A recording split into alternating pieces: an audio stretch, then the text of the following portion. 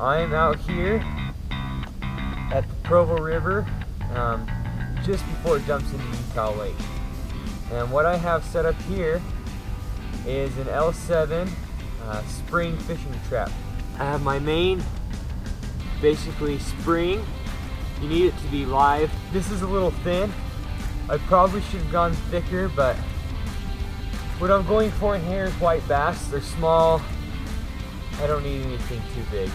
If I was going for catfish or something like that, I'd probably need something thicker to have that backbone to it. To keep this firm, I have this Y brace here that's just staked into the ground there. Just tie some paracord from here all the way down to your two-piece set, your L7, and then your fishing string that goes out. I'll set this off and then I'll show you the L7 pieces. Make sure when you set it out that it's pretty tight, just so you get the full pull on the fish. You don't want to miss that. Okay?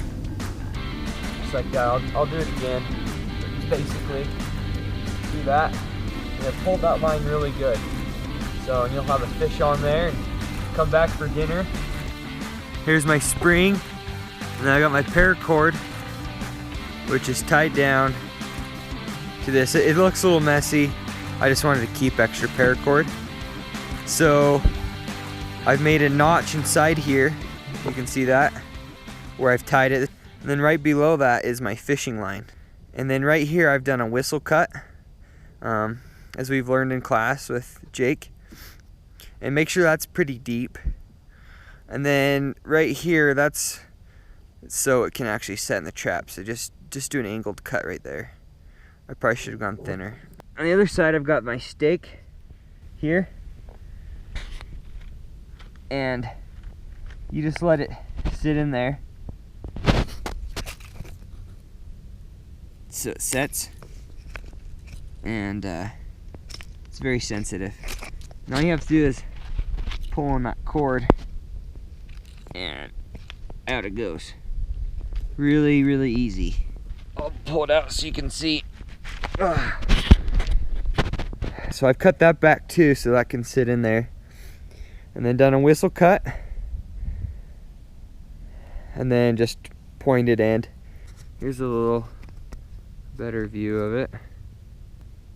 And just make sure that it's going this way when you peg it in, and that this piece is on the outside, so when he pulls it, it just swings out.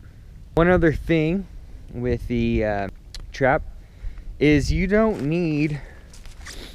actually don't need this spring here. Instead, what you can do is, where this paracord is, all you do is just have some really long rope, really long paracord, and throw it over a tree. And on the other end, you just have some weights. So you could throw it up on this tree, and on the other side, you just have a couple logs tied to it. So if you don't have fishing string, you can make a cordage out of dog bane. So I made it thick up top, which I can tie to my twitch up kind of thing, my spring snare, and it just gets thinner and thinner and thinner and thinner, and that could be used for a fishing line. It's thin enough. And then Ray Muir actually makes some hooks, some fishing hooks you can do just with some roots, and get a bone or something for the actual sharp point. You can still just do wood and do two pieces together and tie them with bark and use that for a hook. Well, here we are. We actually did get a white bass from Utah Lake. It was not on the L7, unfortunately. He decided to go for those grubs. It's kind of like a foxtail or a bucktail jig. Just kind of cast that out and reel it in. You could easily, tack that and just cast out some line and pull it in. I didn't have any other bait on there, no worms, no nothing. So it's something that would last for a while.